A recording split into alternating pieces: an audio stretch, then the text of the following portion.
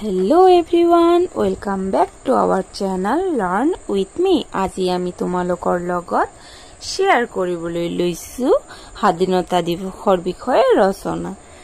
আমি সকলোৱে জানো যে 15 আগষ্ট আহি আছে। আমাৰ 15 আগষ্টৰ দিন আমি স্বাধীনতা দিৱস পালন কৰিম। একেই দিন মান পিছতেই আমাৰ 15 আগষ্ট হ'ব। সেই কাৰণে আমি আজি স্বাধীনতা দিৱসৰ বিষয়ে ৰচনা পঢ়ো আহা।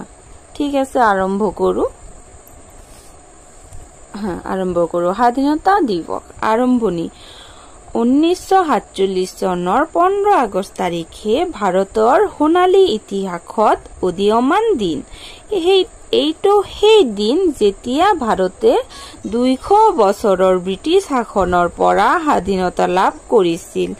এইটো এটা কঠিন আৰু দীঘলীয়া অহিংসা সংগ্ৰাম আছিল, য'ত বহুতো স্বাধীনতা সংগ্ৰামী আৰু মহাপুৰুষে আমাৰ মাতৃভূমিৰ বাবে নিজৰ জীৱন উৎসৰ্গা কৰিছিল। স্বাধীনতা দিৱস আমাৰ দেশৰ জন্মদিনৰ দৰে। আমি প্ৰতি বছৰে 15 আগষ্ট আমাৰ স্বাধীনতা দিৱস হিচাপে উদযাপন কৰোঁ।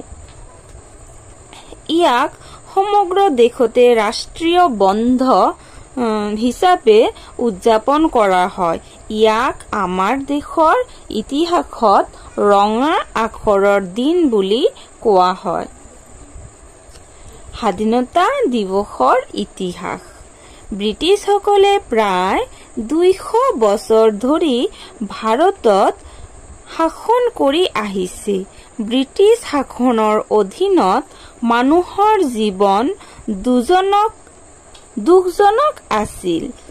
ভাৰতীয়সকলৰ দাস হিচাপে গণ্য কৰা হৈছিল আৰু তেওঁলোকক একো কোৱাৰ কোনো অধিকাৰ নাছিল। ভাৰতীয় শাসকসকল ব্ৰিটিছ বিষয়াসকলৰ হাতত কেৱল পুতলা আছিল।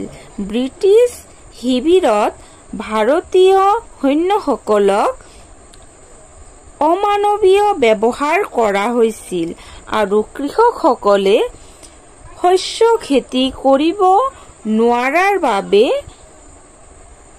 অনাহাৰত মৃত্যুমুখত পৰিছিল আৰু গধুৰ ভূমি কৰ পৰিশোধ কৰিব লগা হৈছিল।